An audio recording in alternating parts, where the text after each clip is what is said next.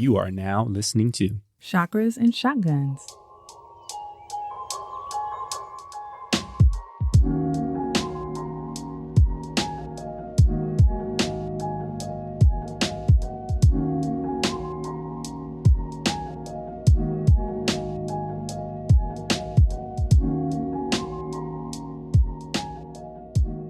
Welcome back to Chakras and Shotguns, episode 34. I'm Jenn. And I'm Mik. Welcome back. So how you doing, babe? Happy Valentine's Day, my love. Appreciate that.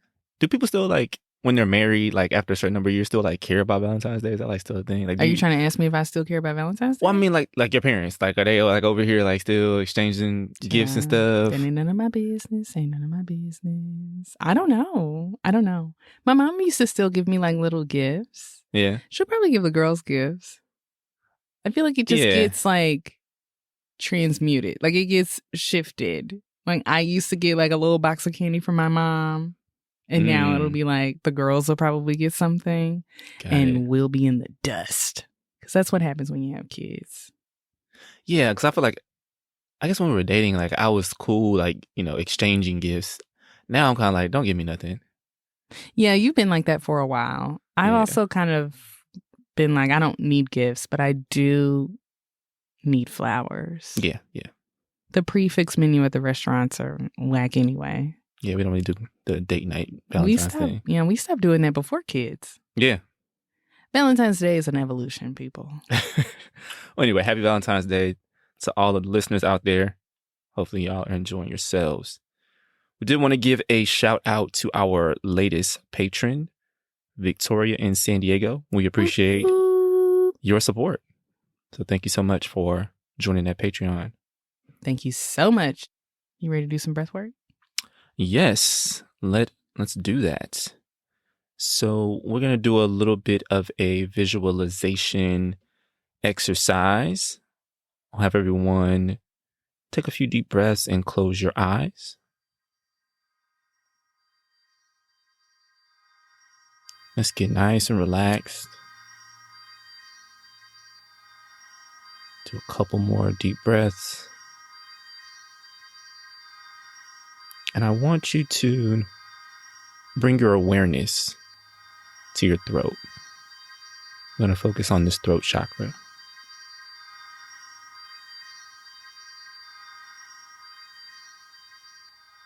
Now imagine a blue light right in the center of your throat.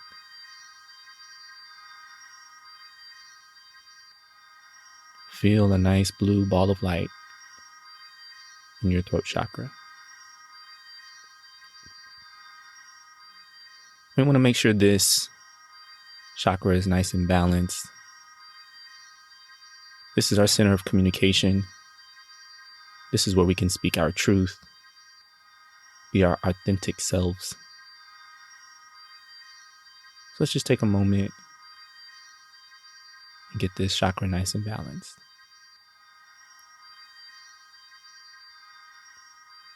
Focus on that blue light. Feel it grow. And I want you to think about that ball of light slowly starting to rotate in a clockwise manner. As we said before, chakra is Sanskrit for wheel. So I want you to think of this ball of light spinning like a wheel. We don't want it to spin too fast. We don't want it to spin too slow. Just establish a nice rhythm. You'll know when it feels right.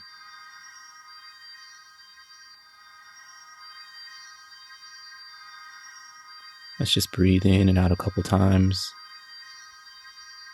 while our blue light rotates.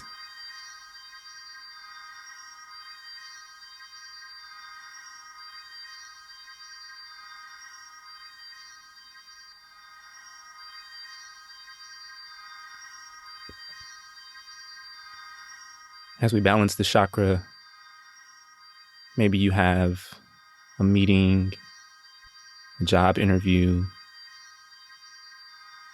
another speaking engagement. I just want you to think about that and the confidence that you want to project in your voice.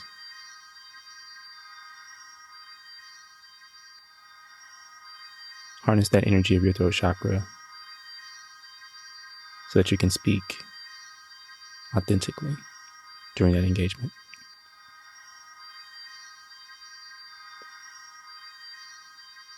We'll end with a couple of grounding breaths. Inhale.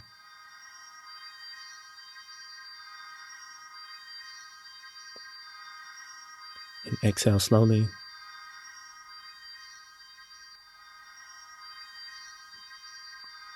One more. Inhale.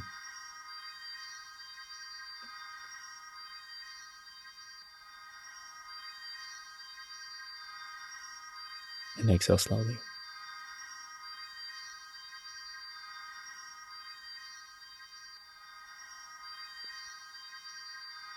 Now open your eyes. Thanks. That was great. That kind of reminded me too, we've been having classic Texas weather. It's like 30 degrees in the morning and like 75 in the afternoon. Mm-hmm. And all of this switching of the seasons has been messing with my throat a little bit, like a little bit of a dry cough. I have to like start my engines every morning, just a lot of throat clearing, but then also thinking about spiritually, am I speaking up? Am I saying what needs to be said? I've been thinking about it a lot too from the human design episode and like define throat and using that power for good. Or even if it's undefined, like getting over conditioning that people might have about what you should say and what's appropriate and what's not appropriate and being your authentic self. So thank you for that. For sure. So let's get into our main topic, shall we, darling? Let's do that. So today, guys, we are back in our prepper bag. We're going to keep with the theme of the breath work, throat chakra, communication. And we're going to talk about all the things that you need to consider when thinking about communicating during an emergency. Maybe you live alone and need to get in touch with family that lives elsewhere. You might be away from home in your car and need to get in touch with the other folks in your household. You want to talk about, like, what's your plan? What do you need to have? I think this topic is super important, mostly because we've become very technology dependent. We depend on cell phones to keep track of our calendar, tell us how to get places. I mean, yeah, we track like our whole lives in our phone, like to the point where if you lose your phone, it's like, oh shit. Like, yeah, people keep track of their periods in there, their workouts, what they're eating, their work schedule, their bank accounts, their passwords. Like literally our phones contain like so much information. Yeah. Which is also like, make sure you keep track of your phone and have some software on there that you can like wipe your stuff if it goes missing. I was just thinking about this because I was setting up like 2-factor authentication for a lot of my accounts, like, for increased security. But I'm like, what happens if I lose my phone and now I can't get into anything on the internet, like any of my accounts? So like, I don't know. I just haven't gone through the traps on that. Yeah, I mean, like the cloud is supposed to, you also got to keep up with your backups. But see, that's also irritating to me. See, now, here's on our side. Because Apple is always telling me to back up my phone. And when I go to do that, they tell me I never have space. So what is the truth? And I continuously delete the things that they're telling me to delete. And yet, it is still not enough. They want you to pay more money for the cloud storage. That's the gag. That is the gag. And the gag is going to be when I need to back it up. It's not going to work. So yeah, I need to do some Googling on figuring out like what happens with 2-factor authentication if you lose your phone. I think Instagram, but then it's like, well, what are you going to do with that? So Instagram has some backup codes if you also lose your phone. Oh, okay. But like, guess what I did? I took a screenshot and I saved it on my phone. So it's like, so now I got to print stuff out. Like at this point, then I'm just going to go back to books. I'm going to start writing letters again. And because what is the point? I feel you. I'm going to start printing out triplicates at the Walgreens like my grandmother used to do and hand them out. Oh, my goodness. I actually found a bunch of my old, like, printed out photos from back in the day. I feel so old even saying that, but, like, you know, you go to Walmart or whatever the pharmacy. We had an Eckerd's in my hometown. Eckerd's. They don't even exist no more. And we would, like, you know, get our film developed. And I found, like, all these duplicates, to your point, that I just had. And I'm like, what do you do with those now? You're supposed to give them away. You were supposed like, to share them. Now, like 20 years later. Like, you want this old-ass picture of me on my field trip? Yes. Okay. So, anyway, going back to what we're talking about with regard to cell phones. So, I think a lot about our kids and how probably they won't grow up memorizing all the phone numbers that we memorized as kids, right? Mm-hmm. I still remember the landline numbers for my parents, my mama's work number, both my grandma's house number, my parents' cell phone numbers. Like, I had all these numbers still in my memory. And I just feel like our kids are just going to be dependent on having numbers saved in their cell phones. Mm-hmm. Pop quiz. Whose number is 281-330-8004? Mike Jones. Oh, okay. Come on, I just want to see if you knew it. You know where I'm from. Don't do that. I'm like, yeah, I do have a lot of random people's numbers stuck in my head, like all family. But I think the prepper part of us, though, is like we're going to teach our kids like key numbers because you don't ever know what's going to happen. You don't ever know where you'll be with no phone. Hell, you might be in jail. What do they do when you're in jail now? They let you have your phone and look your number up? I don't know. I mean, we could phone a friend or something and see. I think I saw it on maybe Law and Order or something. They were like, you can find the number out of your phone to call who you need to call. Because I'm like, what do you do? Wait, I don't know what to tell you. Nobody knows where you are. Yikes.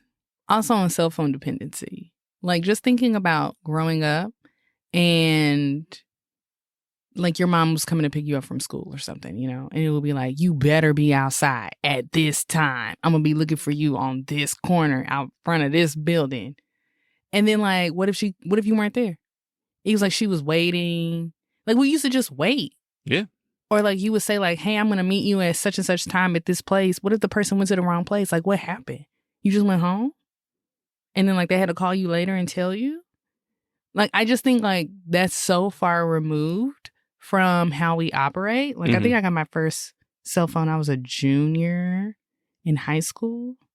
So I had enough of that, like, my mom coming to pick me up and, like, where should I be? And, like, I went through most of my teenage years without a cell phone and, like, me and my mother just having probably much better communication than we do now because we're depending on cell phones to bridge that gap for us, right?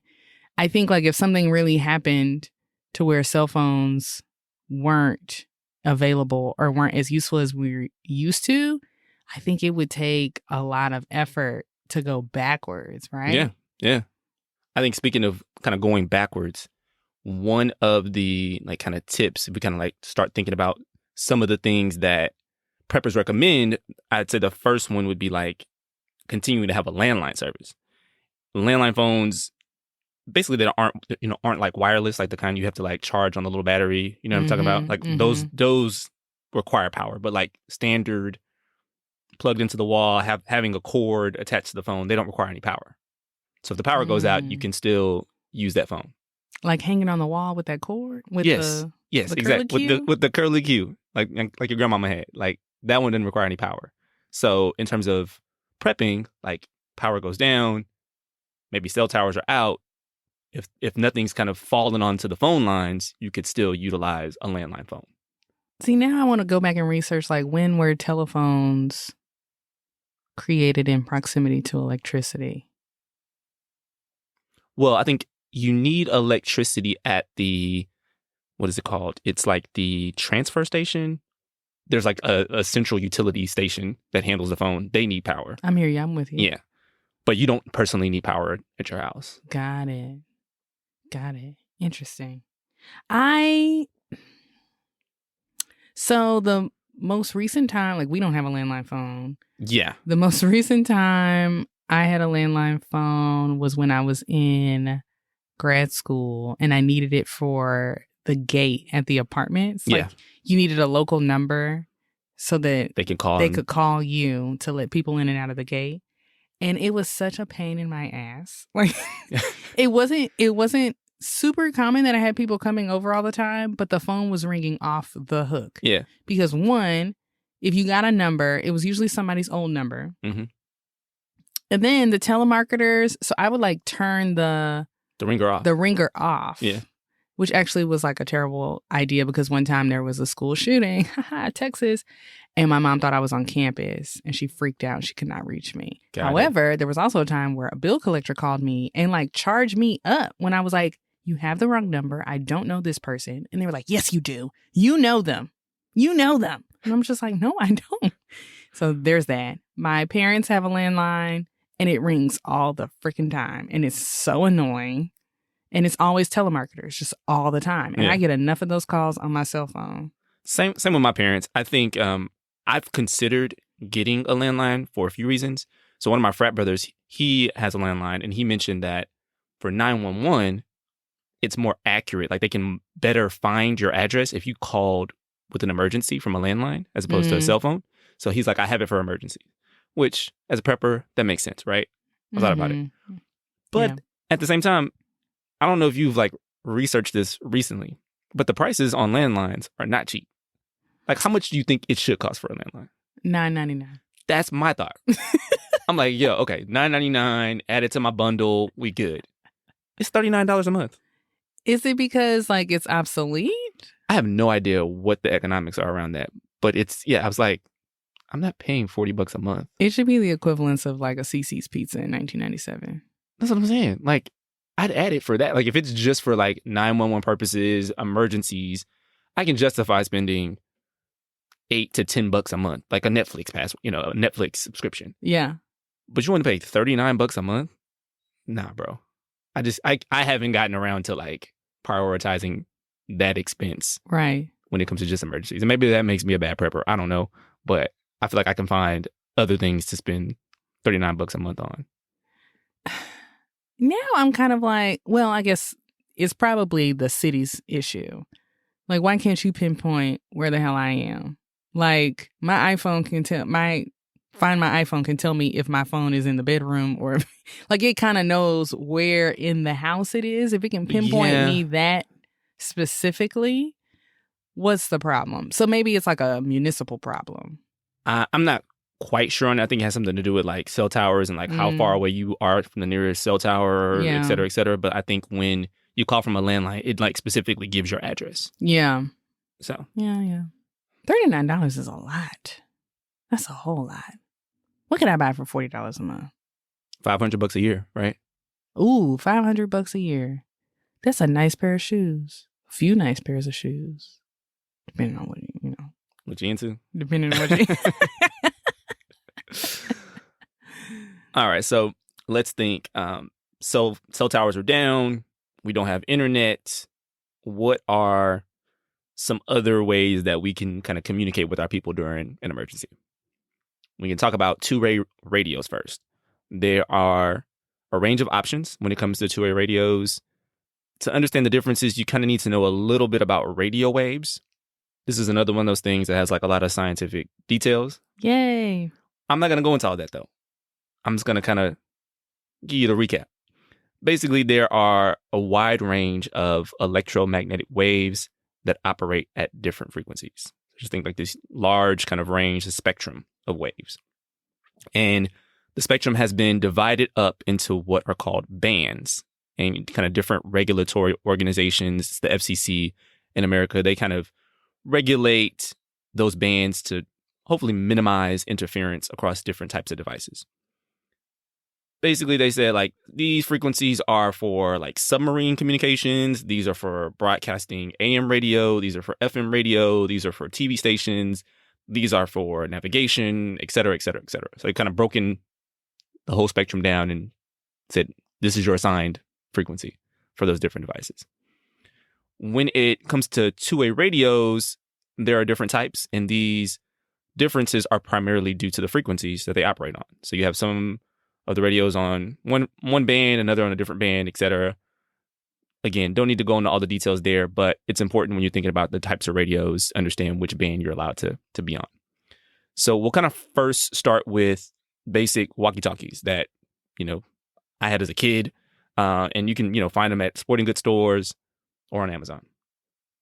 I don't know why my brain works the way that it does, but while you were talking, just by association, Bandz Make Her Dance popped into my head, and it's still there. But I'm going to focus and get back into what we're talking about. All right. Maybe that's the episode title. Bandz Make Her Dance. Oh, man. Juicy J. That could have been my nickname. It could have. There's not a lot of good nicknames for Jay. Yeah. Or like when you do the little exercise in grade school, it's always Jazzy Jenn. I'm tired of being Jazzy. Jumpy, what's wrong with you? Oh my goodness. Anyway. Can we talk about walkie-talkies? Copy that. Walkie-talkies are in the ultra-high frequency band, often referred to as UHF, and are referred to as part of the family radio service. As most people know, you don't need a license to own and operate walkie-talkies. And we're not talking about the Marco Polo app, okay? We're getting off the cell phone. These are like the real ones that you hold in your hand. They're easy to get, but there are limitations. For one, the range isn't that great on walkie-talkies, particularly if you don't live in a wide, open, flat area. So, just think the more urban it gets, the range gets a little boo-boo. So you're most likely to get up to 5 miles of range with most walkie-talkies. I have seen them advertise more, but yeah, they lying. They talking about like wide open spaces. Was you like in the heartland? Like you got to be in the desert, like. So, yeah. The other thing about walkie-talkies is they're often subject to interference. So if someone's in like that 5 mile radius and is operating on the same channel, then you're going to hear their conversation and vice versa. And then in terms of pricing, it's going to vary based on quality. So you can find, entry-level sets as low as $40, and then you can get like some real serious ones that several $100s. Hey, all that money that you did not spend on that landline. Exactly. $500 walkie-talkies right there. I always thought of them as like kind of like kids' toys. Yeah. Because they are like there are some that are marketed for little kids. Yeah, those like the Fisher Price ones that I had as a kid. Oh my gosh. But I was actually really impressed by like how sophisticated some of these are, because they have some that are waterproof, which I thought would be really good if you live in an area that like gets flooding or hurricanes. Like they have some that can float. Some have privacy codes, which could help with interference. You may see some radios in stores or online that say FRS, Family Radio Service, or you can see some that say GMRS. What if we did the NATO code? I don't actually know it. Never mind. I was about to be like, Whiskey, Tango. Don't do it. Alpha. I don't know the rest. But G is in George. MRS. And that stands for General Mobile Radio Service. The GMRS radios have a larger range. So some products may be advertised as having a 40-mile range. But like we said, in most urban environments, you're probably going to get between 5 to 20 miles. Yes. You actually might see some radios that are FRS/GMRS. They're hybrids. So those are actually out there as well. So they can operate on both bands. Just a thing to mention there. Something about the GMRS radios, though. Technically, in the U.S., you need to apply for a license from the FCC to operate a GMRS radio. And that's something I did not know until I was researching this episode, because I have GMRS radios and I do not have a license. Capitalism, baby. So I got to go pay my fee. It's a $70 fee, and your license is good for 10 years. That's it? Yeah. So then you can spend that money you were going to spend on the landline and still have some money left over. We still repurposing this budget for the landline. Lord have mercy. $70? Don't they know how much chicken wings cost these days? That's the one thing inflation hasn't touched it, I guess. So we'll link to the website that you can use to apply for the license if you end up getting GMRS radios. Cost-wise for GMRS radios, you can find some on Amazon that are between like $60 and $80, kind of depending on the brand. And similar to what we said about the FRS walkie-talkie types, you can find premium options that are several $100s as well. The next band of radio is Citizens Band Radio, or CB radio. CB radio is different from FRS and GMRS in that it operates on the high frequency or HF band.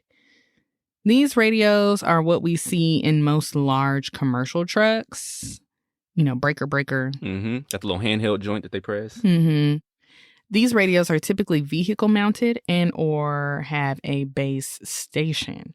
There are handheld CB radios, but they are less commonly used because they need a really long antenna, like 4 feet long.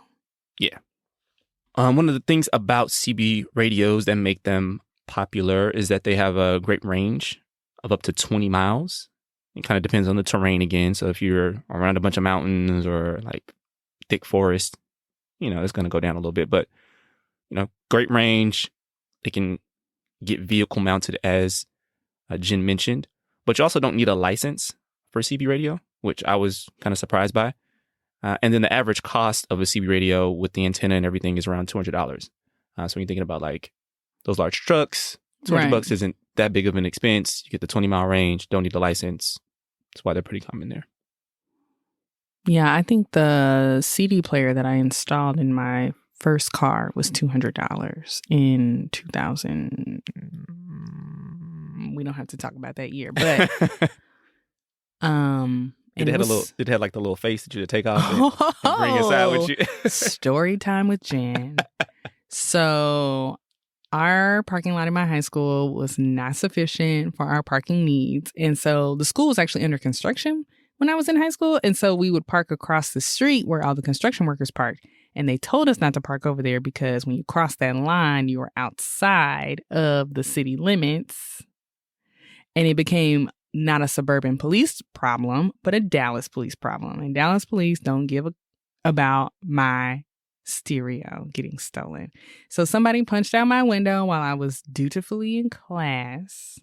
And I thought I was slick because I would not take my face and put it in my backpack every day. So I took the face off and put it in the cover and hid it in the door. That was not smart. I was like, oh, you thought that was better than putting it in your backpack? I didn't think that they would know what that was. I don't know. Okay. I was 17. All right. So they punched out my window. They bled all over my pillow. Like, let's not talk about why I had a pillow because... Also, my man hit it with his bare fist. I guess so. I had a pillow in my seat because, like, it was a used car. And I think they were like, I don't know, what did they used to call them? Pocket seats? I think, like, my dad tried to, like, sell me on that these were, like, pocket seats. But I think they were just well worn. And I'm short. And so then I had to put a pillow in there. They bled on my pillow. They got the cover. They took the face out. And they threw the cover back in. It was very disrespectful. Did they take my CDs? I think they might have left my CDs, but they were all scratched up anyway because I took terrible care of my CDs.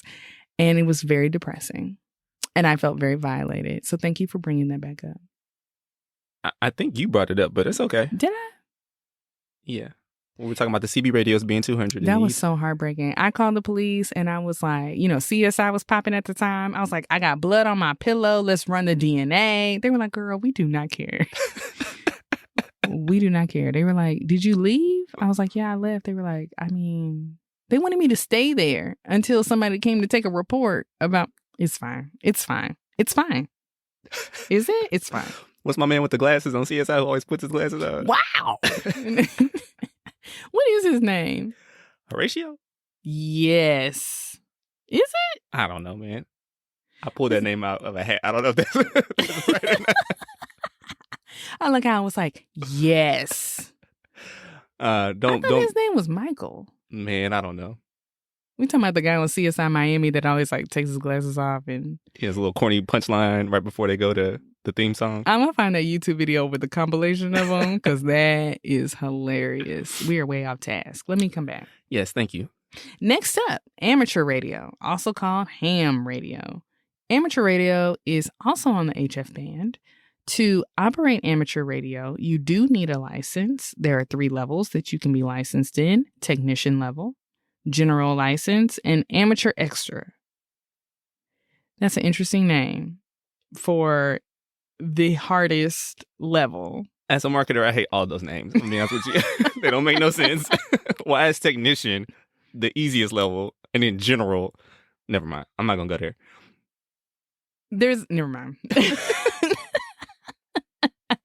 If anybody's watching Southside with the choir competition, and they were like going through the levels, and like excellent was the second level, and they were like, and that is not good. Most people find the entry-level technician exam to be pretty easy to pass. The exam actually only costs $20 to take, and you can find ham radio equipment for as low as $50. We'll link to the websites where you can register for those exams. Everybody wants some money. Like it's a hustle, baby. Yeah. And what are they testing out? You know? I don't know. I'm actually going to take the test, so I will let you know.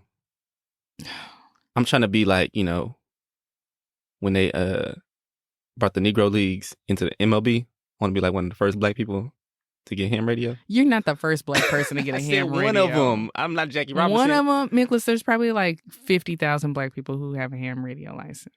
You might be right. One of the first. You're a pioneer. It's Black History Month. I was trying to get on something, you know? Hashtag. Be a fact. Hashtag ham licenses so white. Is that what you're trying to say? On this day. My daddy is one of the first black people to have a ham license. I want my babies to say that one day. Anyway, so why go through the trouble of, you know, doing the exam, paying the $20 to get a ham radio license? The main benefit is distance.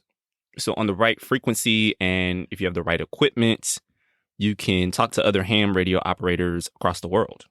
So that's a pretty big plus, you know, especially if you're thinking about, from a prepper standpoint, if there is some sort of large-scale emergency situation, you need to get information, or you want to transmit out some information to folks. I think having that ability is a nice plus. Ham radios can get pricey. For an HF band ham radio, the range is, you ready? $500 to $2,500. That means for a nice one, you would have to give up your landline for 5 years. That's what I've been doing. And being on the Sneakers app. Where's our nice ham radio? I literally was just looking at some J's, and I said, you know, I need to not get these because I got to save for my ham radio. Don't bring no ham radio up in here. I'm going to do it. You're going to get this license? Yes. I'm trying to be Satchel Paige, Josh Gibson. I'm telling you. I've had enough of your I'm trying to be a ham radio pioneer. Going ham on the ham. You feel me? I've had enough. In the episode, I'm done. Anyway. If you want to think about like what that range looks like, I mean, it's like with anything. Buying a computer, you know, the $500 one is like that real heavy one with that name on it that you ain't never heard of before. Like they don't play the commercials in the US for this brand. Exactly. The $2,500 one is like the MacBook Air that like swivels and like holograms jump off of it. Exactly. So. One last thing on two-way radios that we discussed. So at a base level, a lot of these aren't secure means of communication. Jenn did mention things like privacy codes. So you want to think through like how you can make those more secure channels. There are some bells and whistles and features on some of the more pricey ones that can help with that. But, you know, there's oftentimes just like a lot of people who are on some of those open channels in those frequencies. So you want to, if you don't take any security measures, you want to make sure you avoid communicating anything sensitive over those radio waves. And let's just talk in general about communicating sensitive things, because I think people will rattle off all kind of stuff. Just put it in the ether and they don't think anything of it. Like, I could have told you what my first car was that got the stereo stolen, but that's a security question. Exactly. And that car is very specific. Mm-hmm. And if I had told you, all up in your accounts, you would know that it's very rare and not in a good way.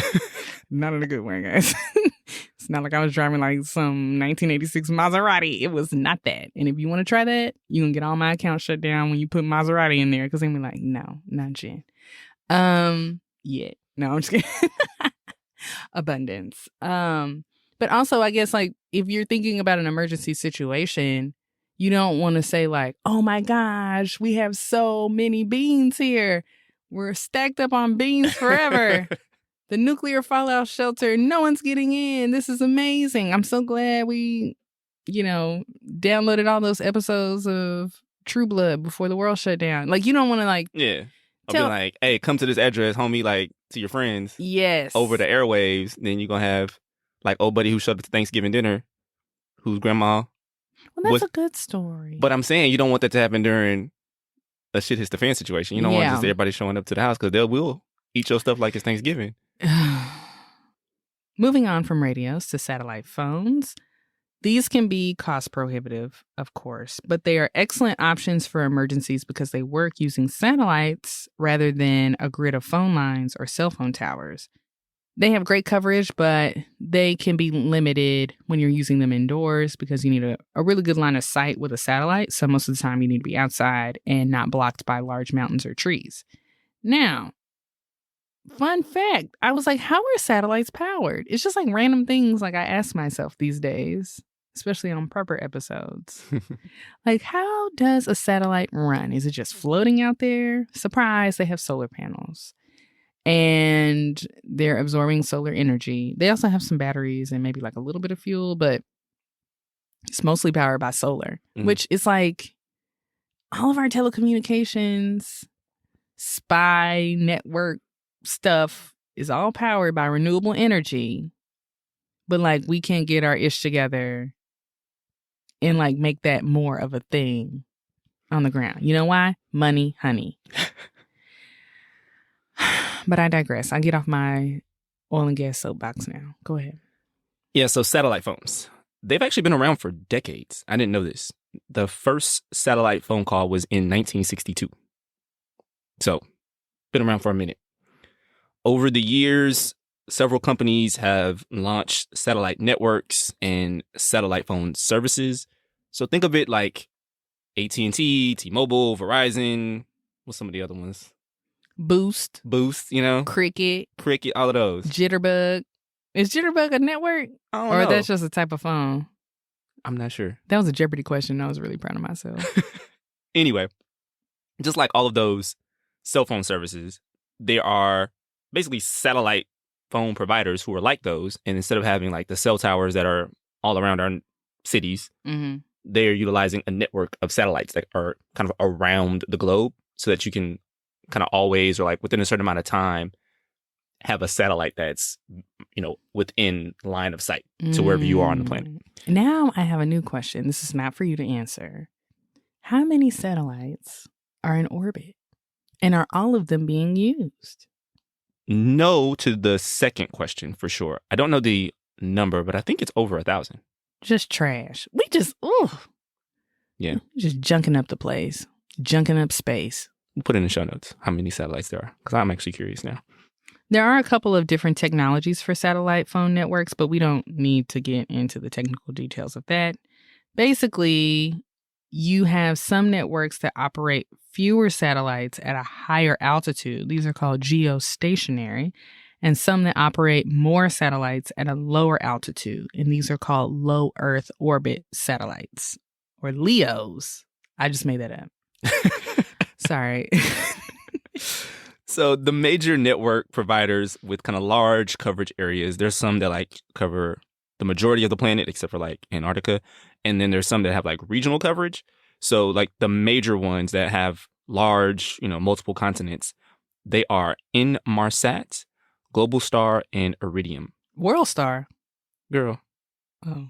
As Jen mentioned, satellite phones are costly. You can find some used headsets, kind of like, the refurbished cell phone to get you an old iPhone, like 6 or whatever, that's refurbished for the low. You can find used satellite handsets for around $200.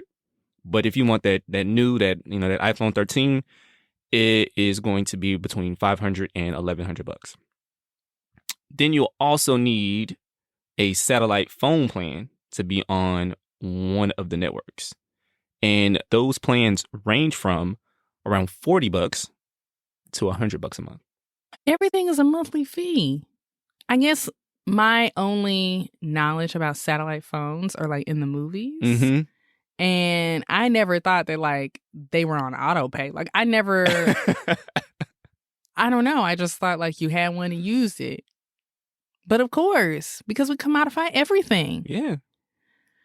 It's expensive to put a satellite above the earth, so you got to make that money back somehow. Yeah, I guess so. Anyway, so then in all of my satellite questioning, I went back to one of our earlier episodes and I was like, what would happen if an electromagnetic pulse or an EMP hit? Like there's the natural ones from solar or even like a nuclear weapon. Like could that affect our satellites, especially the low ones? Could that affect them? And then what? So, you know, if it does knock them out, I don't know if they're all shielded from EMPs or not. I think I was kind of skimming an article. Like, I think it's something that actually keeps militaries up at night. It's like making sure that they're shielded from EMPs because that could affect a lot of telecommunications, not only satellite phones, but also like some of our cell phones too. For sure. So if you haven't already, and if you're not already sufficiently freaked out, listen to our episode on EMPs, which is episode 30. I think that like saying that it warrants a discussion on redundancy. So in the sake of being redundant, as we are on our prepper episodes, what's the phrase? One is none and two is one and one is none. Two is one and one is none. I was like, two is a son of a gun and what? Oh, two is one and one is none. So, like, if you do invest in a satellite phone, you might want to make sure that that's shielded with like an EMP bag, but you also want, and that's like a hi-fi option, right? Like you're literally connecting to a satellite miles above the earth. So you might want to have that, but like a lo-fi option, like walkie-talkies, I would also shield those too in an EMP bag if you wanted to also prepare for the eventuality, or not eventuality, the event. I don't want to say like it's gonna happen. But if you wanted to prepare for that, then that would be like a redundancy that I would suggest. Look at me suggesting prepper things. I think that's a great call there. I think you definitely want to think about how you can layer up your levels of communication. Anything else on that? No. Well, one thing we did not talk about, Morse code, telegrams. Yeah, Morse code, apparently that used to be a part of the ham radio exam, but now you don't need to know Morse code anymore. Child, what do I look like? I told you I only made it. Well, I did make it to junior level of Girl Scouts, but we did not. I didn't have nobody's badges. I sold cookies. That's it. I was just on the block selling these cookies. So I have no working knowledge of Morse code. I can just make the sound like that's all I got, and I might have said that don't help. It doesn't, and I might have just cursed on here. I don't know. All right, so yeah, if you want to spend some time learning Morse code, guys, knock yourself out. It's now the requirement for ham radio. So I don't have any plans on doing it in my pursuit of being a pioneer of ham radio. Let's move on. Before we go, though, this is one of the episodes where we wanted to do an additional segment. We've done them in the past, but the last few episodes, we've just had mad long main topics. And we're not trying to have y'all listening to us for 2 hours or nothing. So don't say long. Just say like hearty, substantive, deep discussions. They was long, y'all. So, we cut out them additional segments. But we have some time today. And so we wanted to do a little as seen on TV segment that we think is kind of fun. Yes, our 3-year-old is obsessed with Encanto. So we've seen it probably, I'd say 10 to 20 times. 10 to 20. Oh, that's a good estimate. In the past couple of weeks. When it goes off, she declares, because we have told her this, she was like, no more times today because we only watch it one time a day. That's the only time we're allowed. But the soundtrack is played heavily in the car. And it's a great movie. So all of those viewings, though, have given us, like, we always find something new every time we watch it with the girls. So we thought it would be really cool to talk about it from a Chakras and Shotguns perspective.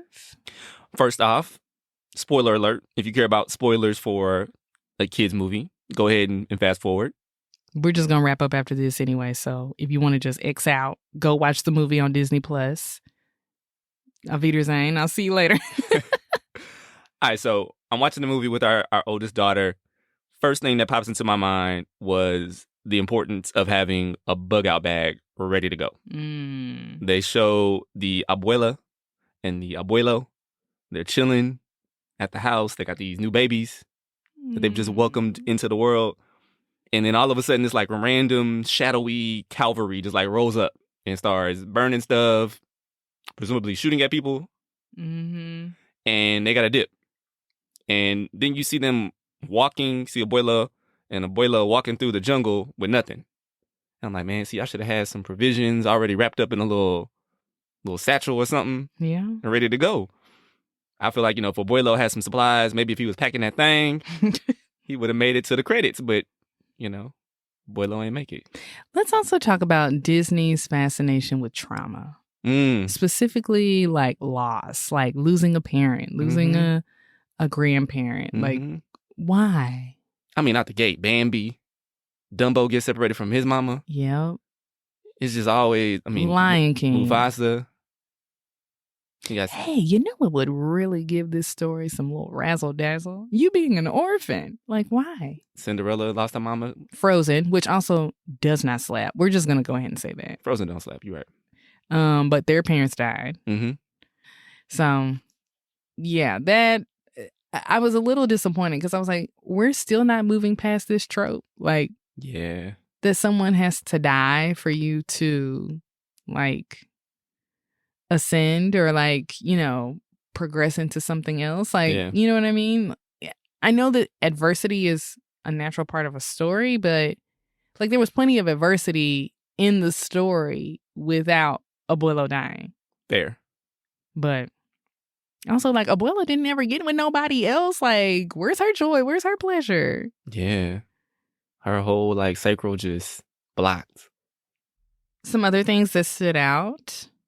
Generational trauma, which I guess we kind of touched on with, like, abuelo dying, but how things are passed down or not passed down. Like, for instance, is the villain abuela? Or is the villain... So in the article that I saw about it, they were saying it's unique as a Disney movie in that there wasn't like a Jafar or a Scar or a Ursula like that, like classic villain character. But could you make the argument that Abuela is the villain? I mean, she's simultaneously the reason why they got the magic, but at the same time, she was clearly being an asshole. She's the personification of the family angst. Yeah. All of the underlying issues, she gives them a voice, which we talked about, with the breath work, is she voices it, she makes it real, she brings it into the real, these things that people are feeling. I felt like she kind of reiterated that. She wanted Luisa to be strong and to do all of these things. We're counting on you, we're counting on you. Luisa might have been everybody's counting on me. But if Abuela has said yes, we really appreciate everything that you're doing, but you can take a rest. That's kind of that counterbalance of somebody else cares about me. No, she reinforced that. But I think that's also the generational trauma. She's probably received that from her mother or her older family that put that on her. Even her having to escape the city and right, build up this whole paradise in her presumably 20s because she had the triplets, and then it was her on her own. All my life I had to fight, you feel me? And so she's out here struggling, you know what I mean, with these babies by herself in this house. I mean, the house is magical, so I'm sure they, probably rocked the little baby to sleep or something for her, but she was doing it on her own.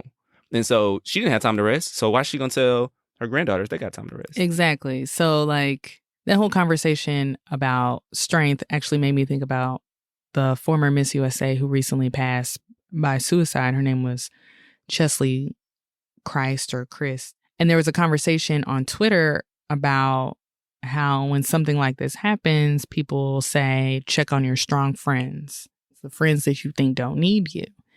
And some of the response to some of that commentary was like, you know, people say that, but then they don't really, really check on you because you were never really given a space to be vulnerable anyway.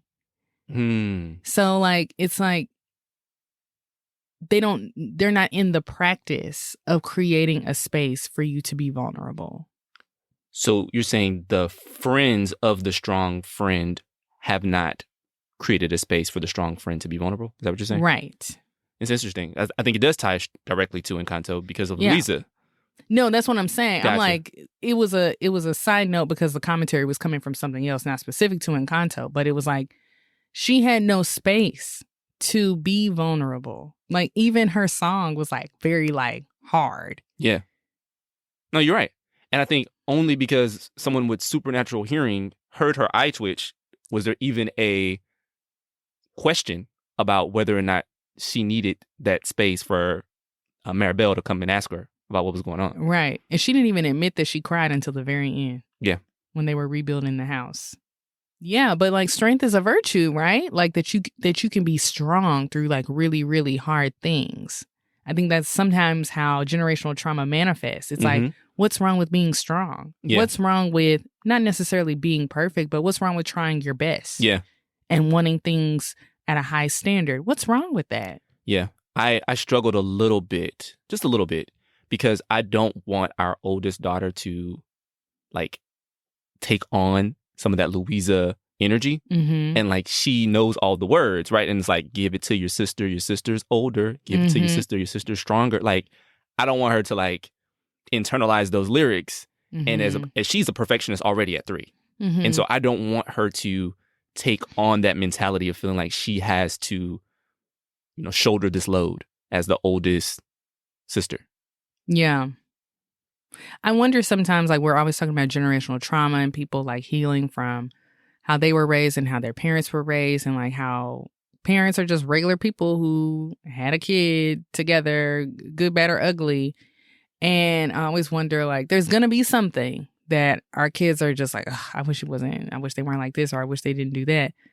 And I'm always like, is it going to be that we held on so tight in a different way? Like that we were so like, well, you don't have to be strong and you don't have to, and they're just like, just chill. Like, you're always on my back. Like, you don't have to be strong. You don't have to be perfect. And I love you anyway. And they're just like, okay. No, I already know they're going to be like, you're always analyzing me and telling me about, yes, you know what I mean? Like, yes. I already know it's going to happen. Just let me breathe. Yeah. When I was pregnant with our oldest and we found out it was a girl, people would tell me like, oh, that's so great. She'll help with the other kids. And I was like, that's not her responsibility. I used to get like rageful at that. And I was like, that's not her job. Her job is to be a child. And so, you know, that's what I'm expecting her to be. Now, for whatever reason, she finds YouTube videos about taking care of little baby dolls and she thinks that she's the baby's like extra helper. So yes, she's very helpful and that's just her. But it's just like, I'm not going to like reinforce that and be like, oh, you know, it's like, I want you to be helpful and I want you to be caring and thoughtful about other people, but you should not have to shoulder everything for the rest of the family. Absolutely. I think you told me about the Lin-Manuel Miranda story about how his oldest sister was woken up early on Christmas by the parents to help put together a toy for Lynn. And it's like, she was groggy, tired, you know, she didn't get to have the moment of like being woken up to go open presents. It was like, no, get up and do some work for your younger siblings. And it's like, that's not the vibe we're trying to have at all. Like the kid Christmas excitement, it's like, no, now Christmas is part of a responsibility. Yeah. And I think there's something beautiful about duty and honor and responsibility and loyalty and a lot of these big words. But like, I'm always harping on like everything in moderation. Like you can always take something to an extreme. And I think that was the thing about the Family Madrigal was like, you saw these really beautiful aspects of a family, but like some of them were just being taken too far. For sure.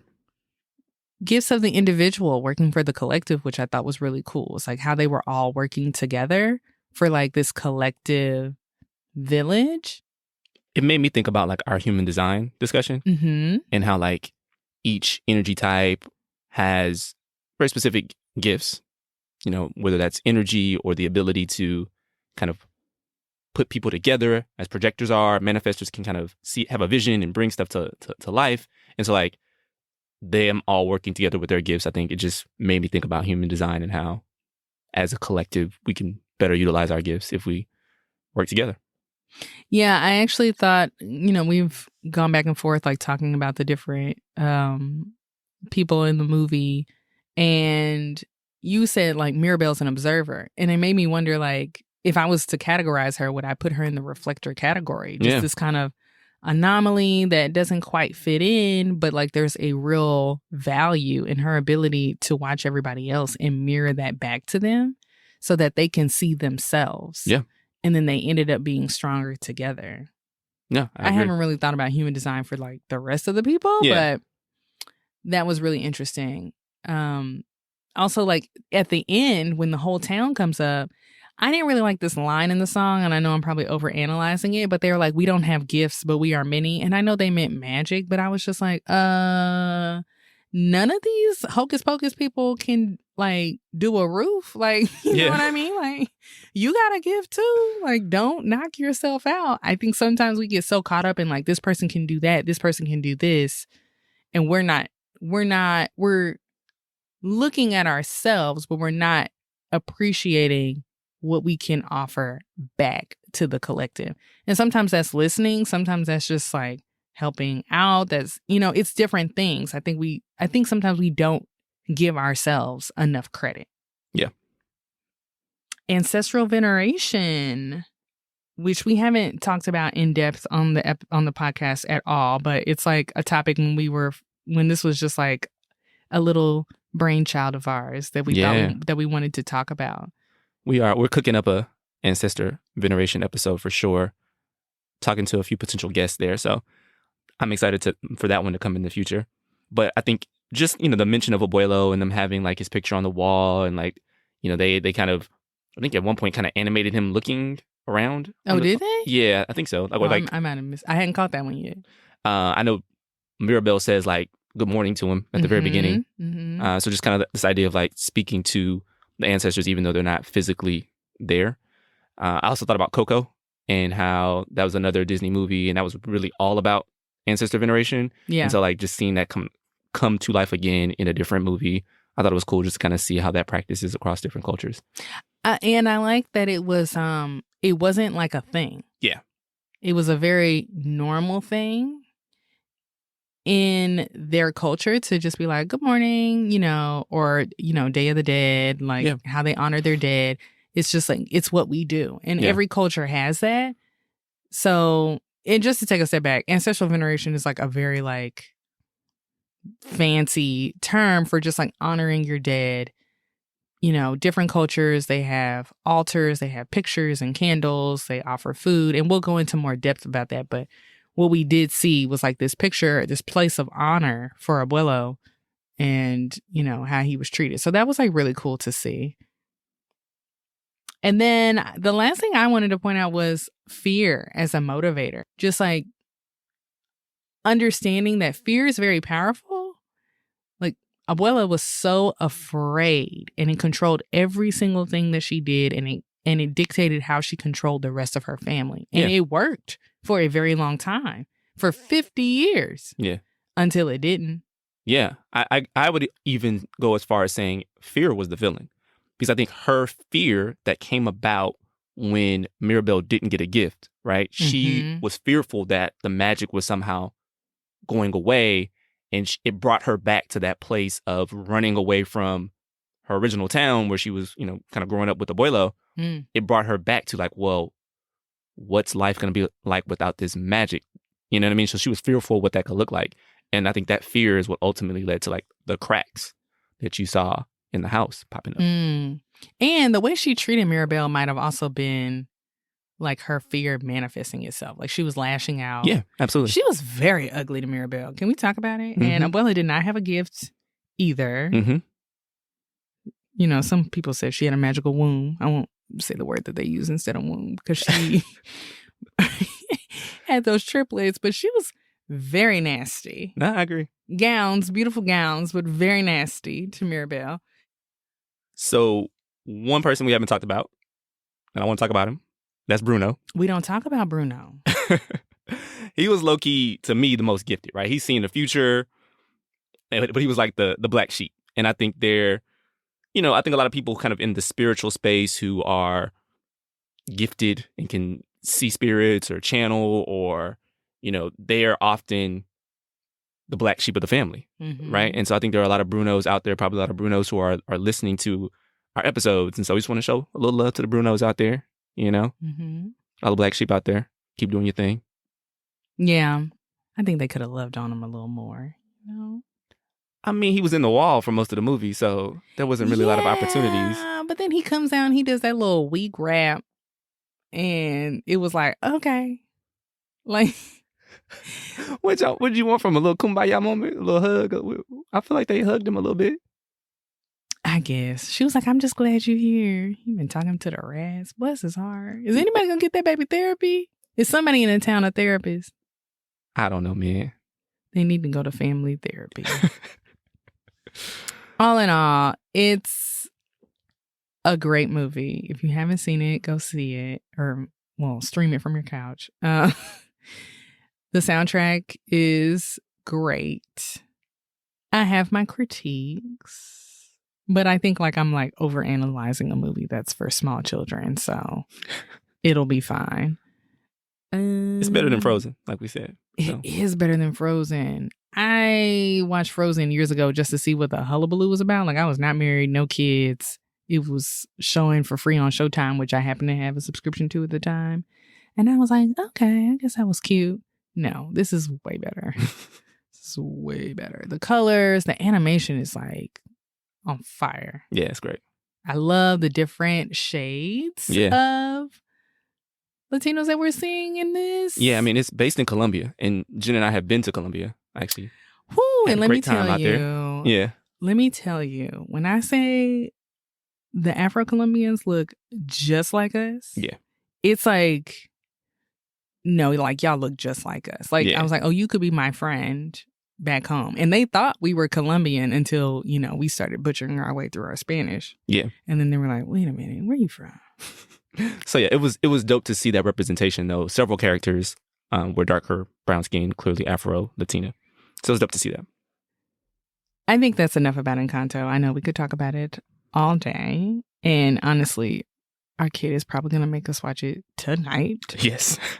So we can just wrap this on up. Mik? Yeah, guys, as always, if you have a question, please email us at chakrasandshotguns@gmail.com. You can also find us on Instagram and YouTube. You can hit us in the DMs on our Instagram page. If you'd like to join our Chakras and Shotguns community, you can support us on Patreon. And finally, if you're loving the show, please subscribe and give us a 5-star rating wherever you listen. Namaste.